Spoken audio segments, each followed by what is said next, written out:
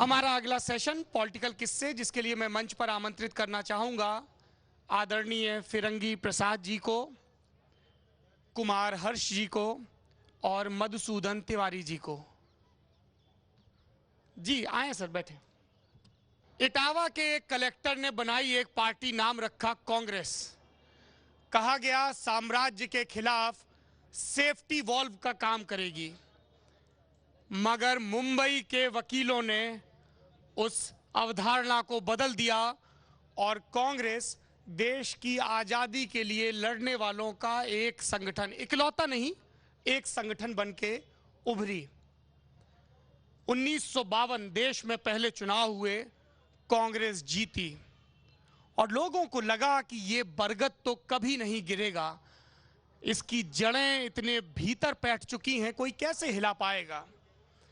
और तब इसी उत्तर प्रदेश के एक लाल राम मनोहर लोहिया ने कांग्रेस के विरोध में झंडा उठाया और नारा दिया, संसोपा की यही पुकार, पिछड़े मांगे 100 में 60। अजगर जैसे फॉर्मूले दिए गए, अलग अलग जाति समूहों को, वर्गों को इकट्ठा किया गया और 1967 में पहली मर्तबा उत्तर प्रदेश में कांग्रेस हारी, संवित सरकारें बनी।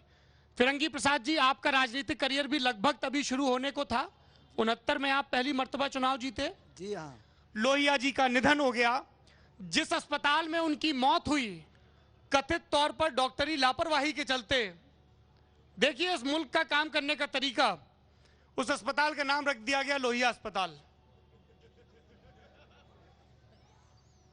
फिर लोहिया का झंडा थामा चौधरी चरण सिंह ने, और चौधरी साहब के टाइम आप चुनाव लड़े 1969 में। 67 में चौधरी साहब पहली मर्तबा मुख्यमंत्री बने। वो एक बहुत ही राजनीतिक उलटफेर का दौर था। 6-6, 8-8 महीने में मुख्यमंत्री बदले जा रहे थे, कभी चौधरी साहब, कभी चंद्रभानु गुप्ता, कभी त्रिभुवन सिंह, अलग अलग दौर आ रहे थे। 69 के बाद दूसरी मर्तबा 74 में चुनाव जीते और फिर आया इमरजेंसी का दौर। राष्ट्रपति फखरुद्दीन अली अहमद को रात में जगाकर इमरजेंसी के कागज पर दस्तखत करवाए गए। कैबिनेट मीटिंग का भी इंतजार नहीं हुआ। सुबह कोरम पूरा करने के लिए कैबिनेट की मीटिंग बुलाई गई और विपक्ष के सब नेताओं को जेल में ठूंस दिया गया। लगाया गया मीसा, वही मीसा जिसके नाम पर उस वक्त जेल में रहे लालू प्रसाद यादव ने अपनी बेटी का नाम रखा, मीसा भारती। उसके बाद कहते हैं कि गुप्तचर एजेंसियों ने यह कहा, इंदिरा जी आपके पक्ष में तो धुआंधार लहर है। और ये ऐसा नहीं कि उस समय की गुप्तचर एजेंसियों ने कहा हो। आप किसी भी राजनीतिक दल के कार्यालय पे चले जाइए, उसके भी जिसको 200 वोट मिलने होंगे विधानसभा चुनाव में, शाम को जो कार्यकर्ता, भाई साहब सॉलिड, इस ब्लॉक में तो कोई लड़ाई में ही नहीं है, फलाने में कट टू कट है, लेकिन तीसरे से जो आप लीड लेंगे तो चौथे 5वें राउंड में ही विधायकी पक्की। हर पार्टी का कार्यकर्ता यही कहता है। तो इंदिरा जी से भी किसी ने कह दिया तो क्या गलत कहा। और इसी खुशफहमी में इमरजेंसी हटा दी गई। जरूरी था। इंदिरा की आप लाख आलोचना करें, पर इंदिरा को शायद इस बात का एहसास रहा हो कि वो पंडित जवाहरलाल नेहरू की बेटी हैं, जिन्होंने इस देश की नियति के बारे में संविधान सभा में बहुत कुछ कहा था। इमरजेंसी के बाद चुनाव हुए और फिरंगी प्रसाद जी लोकसभा पहुंचे। 77 बांसगांव की सीट, जनता पार्टी। मैं अपना होमवर्क अच्छे से याद करके पूरा करके आया हूं। फिरंगी प्रसाद जी से पूछेंगे क्या था उस वक्त राजनीति का मतलब, कैसे किस्से होते थे, कैसे खंजड़ी बजा के लोग विधायक बन जाते थे। क्या शराब, पैसा बांटना पड़ता था, थालियां घुमानी पड़ती थी, दंगों का जिक्र करना पड़ता था, दहशत फैलानी पड़ती थी, बड़े बड़े इश्तिहार, रैलियां, दावे, नारे, वादे, या फिर जनता को आपकी नियत आपके काम से ही पता चल जाती थी। हमारे साथ हैं मधुसूदन तिवारी जी। वकीलों से मैं बहुत डरता हूं और हर सभा में कहता हूं। एक तो इसलिए कि जब मुझे पहाड़े याद नहीं हो रहे थे तो मेरे ताऊ जी थे वकील और वो मुझे छड़ी लगाया करते थे, तो वो डर है। दूसरा, वकीलों को कभी नाराज नहीं करना चाहिए, और किसी को नाराज करो तो शायद बख्श दिए जाओ। वकील दिन भर कोर्ट में बैठे होते हैं। खैर, ये मजाक की बात है। मसूद तिवारी जी गोरखपुर के वरिष्ठ वकील, बार एसोसिएशन के प्रेसिडेंट रहे हैं सर कई बार। और चूंकि गोरखपुर की सियासी पहचान वर्चस्व की लड़ाई की भी पहचान है, अदावत की भी पहचान है, जो चिल्लू पार और गोरखपुर यूनिवर्सिटी का झगड़ा लखनऊ के डालीगंज में जाकर निपटता है गोरियों की थरथराहट में, और उसका दूसरा सिरा गाजियाबाद के एनकाउंटर में निकलता है, और उसका तीसरा सिरा यहां ये न्यूक्लियस केंद्र गोरखपुर। पर क्या गोरखपुर इतना ही है? क्या बंदूक की गोलियों और थरथराहटों, ठेकेदारी, रंगदारी, इनसे आगे भी गोरखपुर है? मुझे तो यहां पर कोई रंगबाज नजर नहीं आ रहा, सब भले सज्जन लग रहे हैं। तो ये मैंने सीख लिया है। अभी जो पहले वाले दो आए थे, जनता का जयकारा लगाते रहो।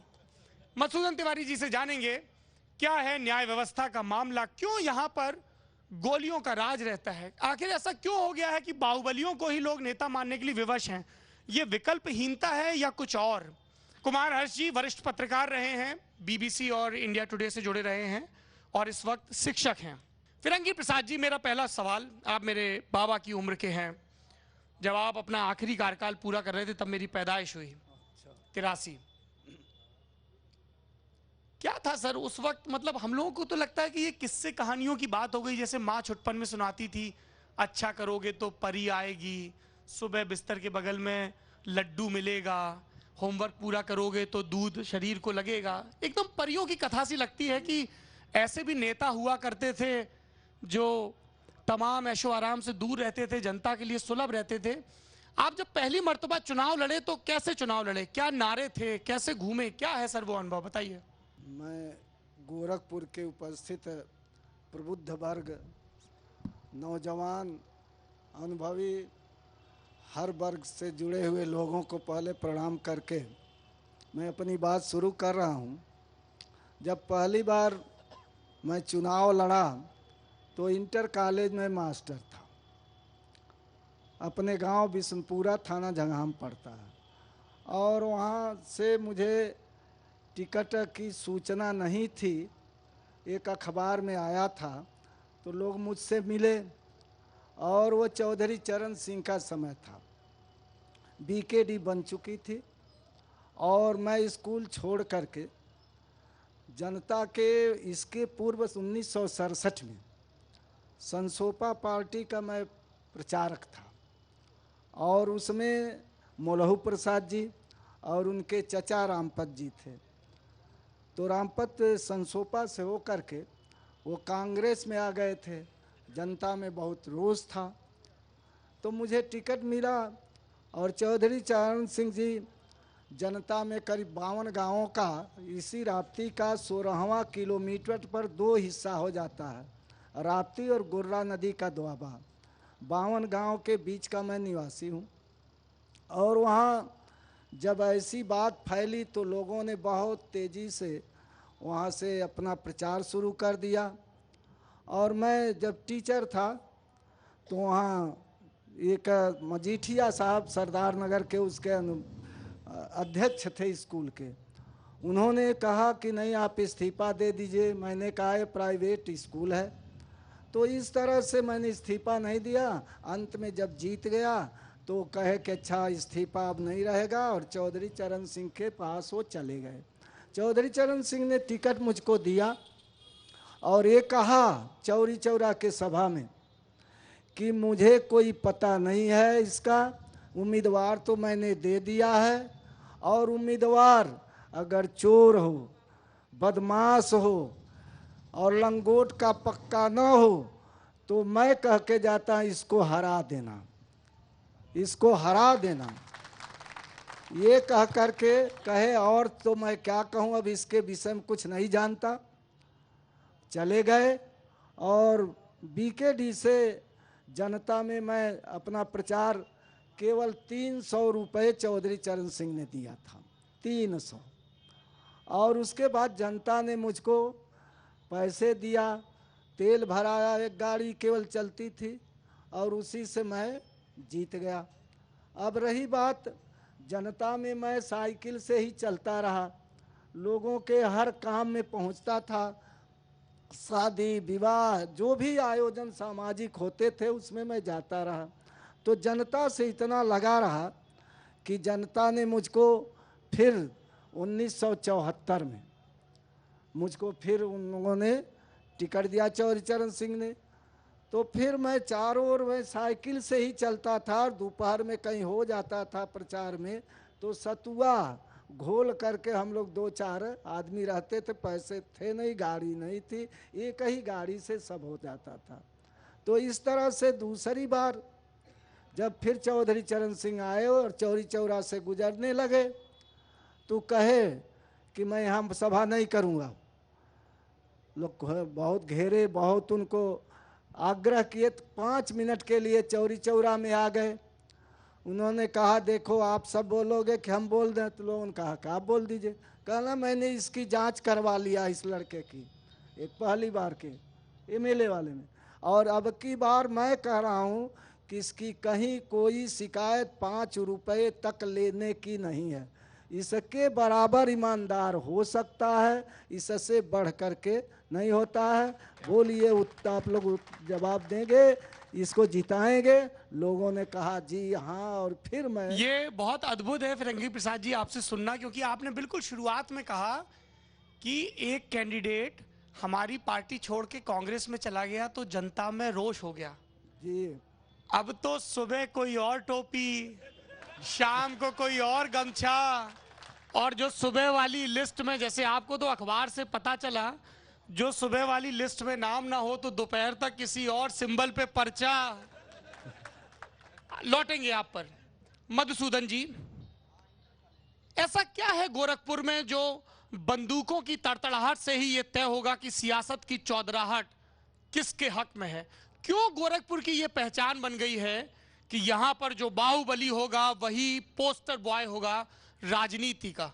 रेलवे के टेंडर तो और जगह भी खुलते हैं, जातियों के वर्चस्व की लड़ाई तो और जगह भी है, सांसद, विधायक और मंत्री तो और जगहों से भी चुने जाते हैं, फिर गोरखपुर की इस तरीके से पहचान क्यों? यहां पे इस तरीके से एक लंबे वक्त तक माफिया राज क्यों रहा? क्या वजहें थी? ऐसा नहीं है। यहां के जो नेता थे, जो पॉलिटिक्स थे, जो पॉलिटिशियन थे, वो अपने वर्चस्व को बढ़ाने के लिए छोटे छोटे गुंडे, मवाली, अन्य लोगों को अपने साथ रखे, उनका पैसा लिए, उनके मांसपेशियों का यूज किए, और जब यह बात वो लोग जान गए कि ये तो हमारे ही ऊपर है और हमारे ही दम पर ये चुनाव लड़ते हैं, हमारे ही दम पर ये चुनाव जीतते हैं, हमारे ही पैसे से ये सारे इनके काम होते हैं, तो उन लोगों के मन में आया कि फिर नेता क्यों मैं न बन जाऊं। और फिर नेता बनने के लिए उन्होंने उन नेताओं को दरकिनार करके आपसी लड़ाई शुरू हो गई कि मैं नेता बनूंगा। फिर उसकी वर्चस्व की लड़ाई शुरू हो गई। तो इस सिस्टम को बिगाड़ने का काम जो किया वो पॉलिटिशियन ने किया। अगर पॉलिटिशियन उनको बुला करके आगे न किए होते, बुला करके उनको पैसे का यूज न किए होते, बुला करके उनके मांसपेशियों का यूज न किए होते, तो कभी नहीं ये वर्चस्व की लड़ाई होती। फिर ये होता कि मेरे नेता के साथ मैं बड़ा हूं कि इनके नेता के साथ आप बड़े हैं, और फिर ये दोनों की टकराहट हुई और वर्चस्व की लड़ाई शुरू हो गई। और तब कुछ दिनों तक, ऐसा नहीं है कि बराबर ये रहा, कुछ दिनों तक गोलियों की तड़तड़ाहट में ये गोरखपुर रहा, इसमें कहीं दो राय नहीं है और इसको नकारा भी नहीं जा सकता है। लेकिन बाद में सब बंद हो गया। अब ऐसा कुछ नहीं है, सब बंद हो गया है, बंद हो गया है, सब बंद हो गया है। जी आप कुछ कह रहे हैं? जी, अभी हाल में ही तो एक छात्र नेता की हत्या हुई है, ये अभी हाल ही में के पीछे एसएसपी आवास के पीछे छात्र नेता की हत्या हुई है। ठीक है, कुमार हर्ष जी, पूर्वांचल इतना बड़ा रीजन है, इतनी राजनीतिक ताकत है, इसके बावजूद इसका विकास उतना क्यों नहीं हुआ? इसके लिए कोई विशेष निधि नहीं, कुछ नहीं। पूर्वांचल के पिछड़ेपन का कोई आप राजनेता से जुड़ा प्रसंग बता सके, उन्होंने कोई गंभीर कोशिश की हो या ना की हो लेकिन जनता के बीच दिखावा किया हो? मेरा ख्याल है कि इससे आसान सवाल नहीं हो सकता किसी भी गोरखपुर वाले के लिए, क्योंकि जब भी हम लोग ये कहते हैं कि कोई भी ऐसा नेता जिसने विकास के बारे में कोई सपना देखा हो या कोई नक्शा बनाया हो विकास का, तो हर किसी के जुबान पर वीर बहादुर सिंह जी का नाम आता है। आज जो गोरखपुर की शक्ल हम लोग देख रहे हैं, या यूं भी हम लोग कह सकते हैं कि जो नक्शा उन्होंने खींचा था या जो चित्र उन्होंने बनाया था, उसके बाद के नेता उसमें मुकम्मल रंग भर नहीं पाए। अभी भी अगर आप रामगढ़ ताल इलाके में जाइए तो आप पाएंगे कि एक अधूरा पर्यटक आवास गृह जो 90 कमरों का है, जो कभी भी आबाद हो सकता है और कभी भी एक बहुत बड़ा आकर्षण का केंद्र हो सकता है पर्यटन विकास के नजरिए से, वो हम लोगों ने जानवरों के लिए छोड़ रखा है, सांप के लिए छोड़ रखा है, कबूतर के लिए छोड़ रखा है। ऐसे बहुत सारे मैं हादसा कह सकता हूँ, वन्य जीव प्रेमी हैं यहाँ के नेता। विकास के साथ मजे की बात यह है कि उसी इलाके में हम लोग नया चिड़ियाघर बना रहे हैं। चिड़ियाघर तो ऑलरेडी बन चुका है। तो वीर बहादुर सिंह से जुड़ा कोई किस्सा सुनाएंगे? वीर बहादुर सिंह इस इलाके के बड़े नेता थे और बहुत सारे किस्से हो सकते हैं, लेकिन एक बात का जिक्र मैं जरूर कर सकता हूं, क्योंकि ये वो दिन था जब हम लोग स्टूडेंट हुआ करते थे यहाँ। ये जो गोल घर की तस्वीर आज आप देख रहे हैं, वो ऐसा नहीं हुआ करता था। और पुराना गोरखपुर, जिसमें कि उर्दू बाजार या अली नगर या कोतवाली इलाका, ये ज़्यादा प्रमुख हुआ करता था, ये व्यापारिक केंद्र भी होता था। लेकिन उन्होंने उस समय एक नगर विकास विभाग के थे डीके कोटिया साहब, इन दोनों लोगों ने एक नक्शा खींचा। और वीर बहादुर सिंह साहब की जो सबसे बड़ी खास बात है, जिसके लिए गोरखपुर उनका एहसानमंद हमेशा रहेगा, कि उन्होंने यहाँ के लोगों का पोटेंशियल भी समझा। ऐसे बहुत सारे लोग थे राजनीतिक तौर पर, हालांकि उनके ऊपर आरोप भी बहुत सारे लगे कि जो कभी उनका बहुत ही करीबी हुआ करता था, जो सिर्फ टेलीफोन ड्यूटी करता था, जो कभी ड्राइविंग करता सर, था। नाम लेते जाइए तो सहूलियत रहेगी। मुश्किल है, शायद नाम याद करना बहुत मुश्किल है, पर ऐसे बहुत सारे लोगों को उस दौर में 84 में या उसके आसपास उन्होंने टिकट भी दिए थे। तो लेकिन इस बात के लिए जरूर उनको याद किया जाएगा कि उन्होंने लोगों का पोटेंशियल पहचाना, विकास कहां पर किस जगह से हो सकता है उसको भी पहचाना और उसको डिजाइन करने की कोशिश की। कुमार हर्ष जी ने वीर बहादुर सिंह के दौर का जिक्र किया। वीपी सिंह, श्रीपति मिश्रा, वीर बहादुर, इस दौर से पहले इमरजेंसी का दौर था। विधायक जी जेल में थे, कैसा था जेल में? क्या करते थे आप लोग जेल में, इंदिरा को कोसने के अलावा? नहीं, वो जायज भी था। ऐसा था कि जेल का जीवन भी वहाँ एक सामान्य जीवन जैसा बीत रहा था, क्योंकि देश के हर कोने कोने के, उत्तरी भारत के प्रमुख रूप से लोग, अधिकतर या अधिकांश सब नेता लोग जेल में थे। गोरखपुर में भी यही स्थिति थी कि अच्छे डिबेट चलते थे, अच्छे अच्छे विषय रखे जाते थे देश के प्रति, प्रदेश के प्रति, जनमानस के प्रति। और जेल में तो माइक भी नहीं रहते होंगे फेंकने के लिए आजकल विधानसभा में जैसे रहते हैं। जी हाँ, तो वहाँ ये सब डिबेट चलते थे और डिबेट में काफ़ी रुचि हम लोग लेते थे। वहाँ अधिकतर DIR के बंदी थे और मीसा के, तो इन सब दोनों बंदियों की एक जमात बहुत बड़ी थी, जो इस नाते भी खुश थे लोग कि चलिए कोई हम अकेले नहीं है, पूरा देश के लोग जेल में हैं। और करीब 1.5 साल तक हम लोग जेल में रहे और इस तरह से सामान्य जीवन हम लोग जैसे बाहर का जीवन था, ठीक वैसे ही वहाँ का जीवन बन चुका था। पूरी जेल भरी हुई थी और खाने पीने की कोई कमी नहीं थी। वो घर जैसे VIP ट्रीट होते थे लोग। और वहाँ कपड़े, जाड़े मौसम। आप यहीं गोरखपुर की जेल में थे? जी हाँ, गोरखपुर जेल में था। जाड़े के मौसम में जाड़े के कपड़े, गर्मी के मौसम में सूती कपड़े, ये सब कपड़े भी उपलब्ध थे। और जो घर या मिलने वाले लोग थे, उनको मिलने में महीने में एक बार मिलाई होती थी और जो आते थे वो मिल करके अपना चले जाते थे। ये बताइए फिरंगी प्रसाद जी, बाद के दौर के नेताओं की तरह आप छुट्टी लेके मेडिकल कॉलेज में भर्ती नहीं होते थे? नहीं, ऐसे नहीं, छुट्टी नहीं लेते थे ना। आप लोगों को बीमारी नहीं होती? आजकल तो पुलिस पहुंचती है, उससे पहले डॉक्टर पहुंच जाता है। हाँ हाँ, वो जाते हैं, उसमें लोग आराम करते हैं, लेकिन हमने कभी नहीं लिया, न उसमें से कोई ऐसा आदमी था। सब लोग अपने जमात में रहते थे और वहाँ जाके थोड़ी शांति के लिए, रोग को थोड़ा शांत करने के लिए, डॉक्टर की सेवा प्राप्त करने के लिए कोई बीमार पड़ जाता था तो जाता भी था। कि फिरंगी प्रसाद जी का अनुभव ठीक रहा जेल में। अटल बिहारी वाजपेयी और लाल कृष्ण आडवाणी इमरजेंसी लगने के 2 रोज पहले एक संसदीय समिति का सदस्य होने के नाते बेंगलोर पहुंचे थे। अब बेंगलुरु, आजकल नामों का बड़ा ध्यान रखना पड़ता है, सरकारें बदलती हैं, नाम बदलते हैं। सुना है गोरखपुर में भी बहुत नाम बदलते हैं, इसीलिए मैं यहाँ पे आया तो सबसे पहले पूछा इसका नाम अभी तक क्यों नहीं बदला गया। बताया गया कि संस्था ठीक काम कर रही है। वैसे भी सर्टिफिकेट बांटना हमारा काम नहीं है। रात में अटल बिहारी वाजपेयी जागते तो जेल में उन्हें एक औरत की चीख सुनाई देती। वो औरत एक नामचीन एक्ट्रेस थी और समाजवादी नेता जॉर्ज फर्नांडिस, जिनके ऊपर इंदिरा गांधी की सरकार ने बड़ौदा डायनामाइट केस दाखिल कर रखा था, उसमें जॉर्ज के परिवार के एक सदस्य को एक रात शरण देने के इल्ज़ाम में उस एक्ट्रेस स्नेहलता रेड्डी को जेल में यातनाएं दी जा रही थी। वो एक्ट्रेस बाद में इन यातनाओं से मर गई। जेल में ये भी हुआ है।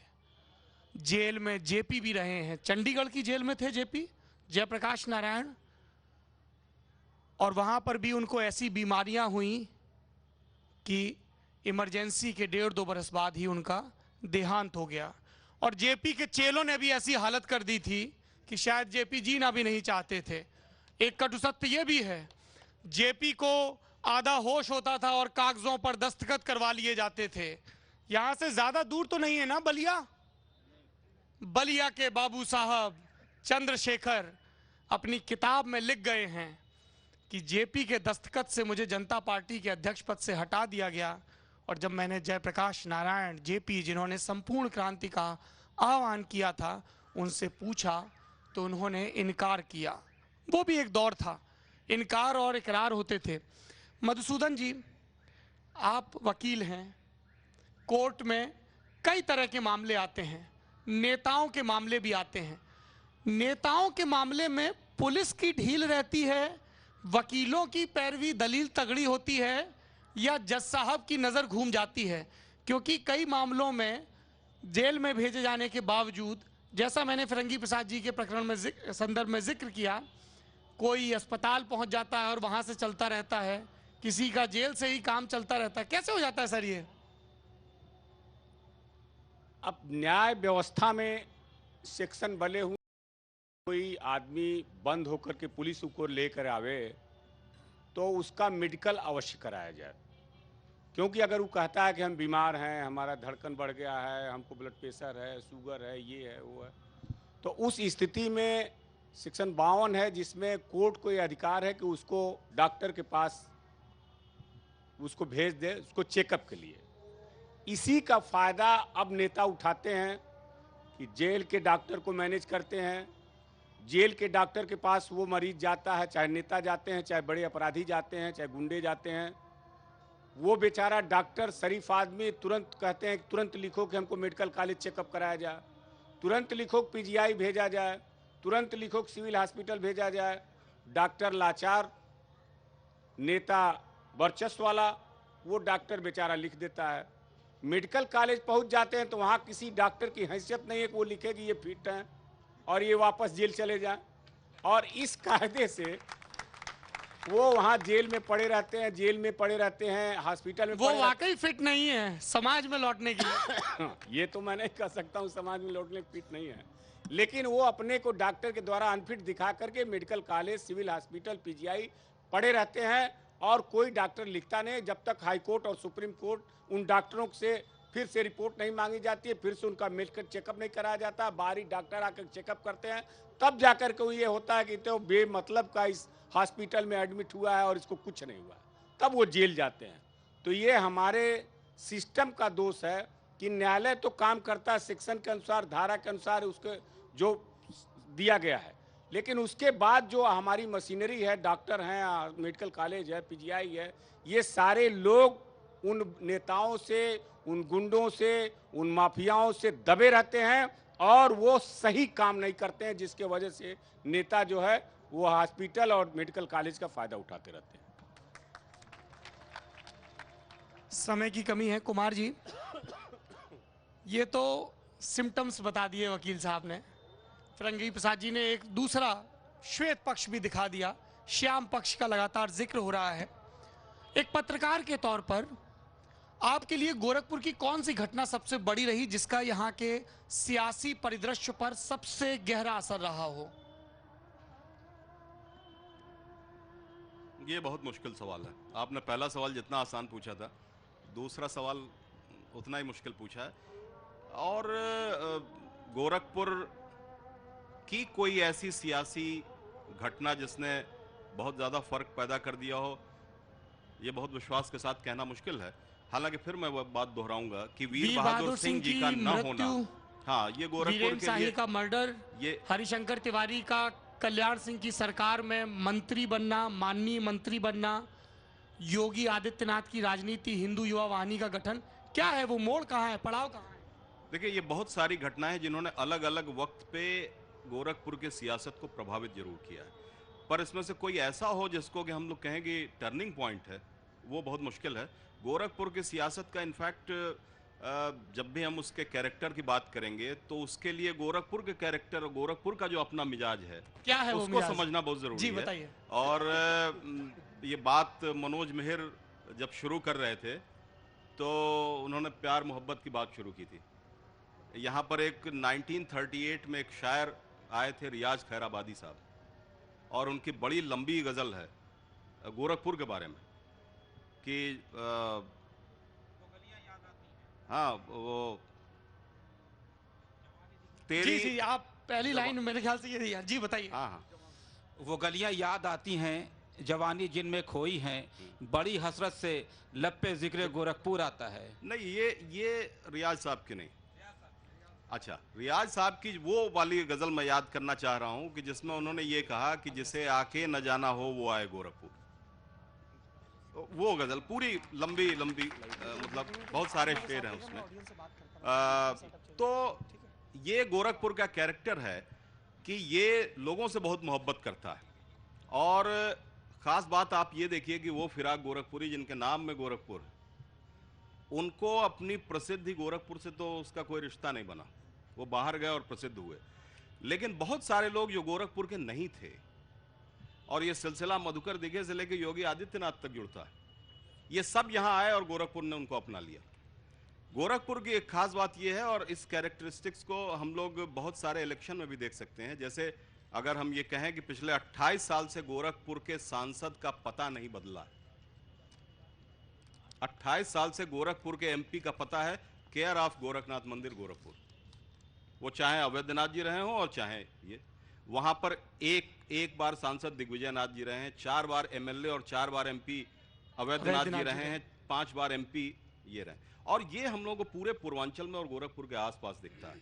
मिसाल के तौर पर आप सिसवा स्टेट देख लीजिए, सिसवा महाराजगंज विधानसभा, महाराजगंज जिले की एक विधानसभा सीट है, और वहाँ पर भी जो पिछले 15 चुनाव हुए हैं उसमें एक ही परिवार के, जब महाराजा थे यादवेंद्र सिंह जी, राजा यादवेंद्र सिंह जी थे, उन्होंने 6 बार चुनाव लड़ा।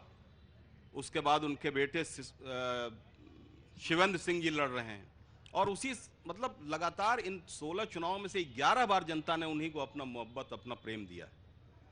पासवान परिवार है यहाँ पर। हम लोग बहुत उत्तर प्रदेश और भारत की राजनीति में परिवार का जिक्र करते हैं। अगर राजनीतिक लोगों को ये याद करने की कोशिश किया, शोभावती पासवान, उसका जिक्र कर रहे हैं। ओम प्रकाश पासवान, उनके भाई चंद्रेश पासवान, उनकी पत्नी सुभावती पासवान जो सांसद भी रही, विधायक भी रही, उनके बेटे कमलेश पासवान, और उनके छोटे भाई चुनाव लड़ रहे हैं विमलेश पासवान जी। तो ये इस इलाके की खास बात है कि जिसको मोहब्बत देता है वो जम के देता है, और इस शहर के और इस इलाके के मिजाज के हिसाब से ही यहाँ की राजनीति है। बाकी जिन घटनाओं का आप जिक्र कर रहे थे, अनडाउटेडली उसने अपने अपने वक्त पे यहाँ की राजनीति को प्रभावित किया। फिरंगी प्रसाद जी, हमारे पास समय बहुत कम है, आपके पास सुनाने को बहुत कुछ है। तसल्ली से प्रोग्राम के बाद भी बैठेंगे, और आप लोग जो गोरखपुर में ही रहते हैं, मेरी तरह बाहर से नहीं आए हैं, बाहर से वैसे और भी कई नेता आए हैं जिनका कुमार जी ने जिक्र किया। आप लोग फिरंगी प्रसाद जी के साथ जरूर बैठिए और मैं चाहूंगा कि गोरखपुर का कोई नौजवान जो रात दिन फेसबुक पे अपना डेटा पैक खर्च कर रहा है, जियो का पैक खत्म होने वाला है, फिरंगी प्रसाद जी के पास बैठे और इनके अनुभवों को दस्तावेज की शक्ल दे। ये भी जरूरी काम है गोरखपुर के लिए। एक आखिरी चीज और उसके बाद मैं ऑडियंस के पास आऊंगा। यहाँ पे स्टेज चेंज होगा, लाइट दुरुस्त होगी और जनता का घोषणा पत्र सेशन शुरू होगा। सर, आपने वो दौर भी देखा है, ये दौर भी देखा है। यहां कुछ वोटर बैठे हैं हर आयु वर्ग के, और देश देख रहा है आपको, दुनिया देख रही है। क्या कहना चाहेंगे आप इस पीढ़ी से? बटन दबाने से पहले दिमाग में क्या आना चाहिए ताकि हमारे नेता फिरंगी प्रसाद जी जैसे रहें, ऊपर से ना उतरें? ऐसा है, देश जब स्वतंत्र हुआ और राष्ट्रगान बना, जनगण मन अधिनायक जय हे भारत भाग्य विधाता, तो जनगण जनता के मनों का, उसके मन मत का राज बटन दबाने से और वोट देने से सारा अधिकार एक चुने हुए प्रतिनिधि में निहित हो जाता है। और इसमें चूंकि हिंदुस्तान का अपना नियम है कि जो सबसे अधिक एक ही पावे वही जीतता है, तो इस तरह से जब जनता अपना पूरा मत अपने प्रतिनिधि बनाने में जिसको दे देती है, वह हो जाता है उतने क्षेत्र का वह मालिक। हालांकि वोट पाया कम और 30% 25% पर भी बंटवारा जब हो जाता, तितने पर भी वोट आ जाते हैं, तो उस समय जब हो जाता तो पूरे का मालिक हो जाता है, सबकी भावनाओं का। तो इसका कहने का मतलब यह है कि जो प्रतिनिधि हो जाता है वह पूरे क्षेत्र के हितों का, विकास का और सब चीज़ों का उसके जिम्मेदारी बनती है कि चाहे सरकार में हो चाहे विरोध पक्ष में हो, वह जा कर के अपने जनता के चीज़ों को उठावे और उठा करके उसका समाधान, उसका विकास आदि करावे।